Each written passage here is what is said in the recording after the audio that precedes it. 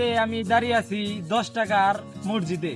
তো আমার পিছনে যে মসজিদটা দেখতেছেন আপনারা, সেই মসজিদটা হচ্ছে আমাদের 10 টাকার নোটের মধ্যে সেই মসজিদটার ছবি দেওয়া আছে।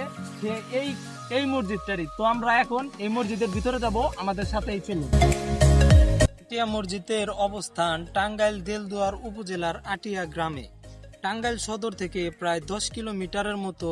তবে এখানে আসার সহজ উপায় হলো প্রথমে টাঙ্গাইল সদরে এসে যে কোনো অটো বা সিএনজি নিয়ে জনপ্রতি 30 থেকে 40 টাকা লাগবে এই মসজিদে যেতে। তবে সব ঝামেলার পর হয়ে আপনি যখন মসজিদের রাস্তার সামনে থেকে এর বিশালতাটা দেখতে পারবেন। লাল রঙের এই মসজিদটা এত বিখ্যাত কেন, কি এর রহস্য, সেটাই আজকে জানবো।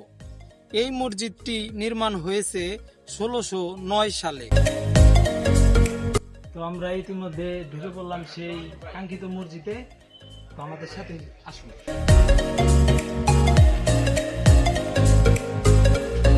এখন আমরা এই মসজিদে ঢুকে দেখবো যে এই মসজিদের ভিতরটা কেমন এবং কত পুরাতন জিনিসপত্র আছে, সবকিছু আমরা দেখবো। আমাদের সাথেই আসুন। আর এখন এটার বয়স প্রায় 434 বছর। এত বয়স হওয়ার পরেও সেই আগের মতো একইভাবে দাঁড়িয়ে আছে। বাংলাদেশের ঐতিহাসিক যতগুলো মসজিদ আছে তার মধ্যে এটি অন্যতম একটি মসজিদ।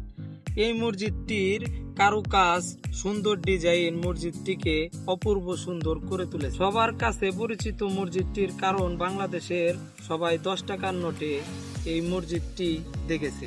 হ্যাঁ দর্শক, আটিয়া মসজিদটি কিন্তু সাধারণ মসজিদ নয়।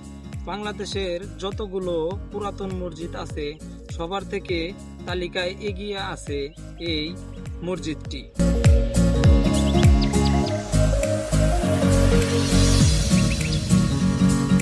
দেখেন কত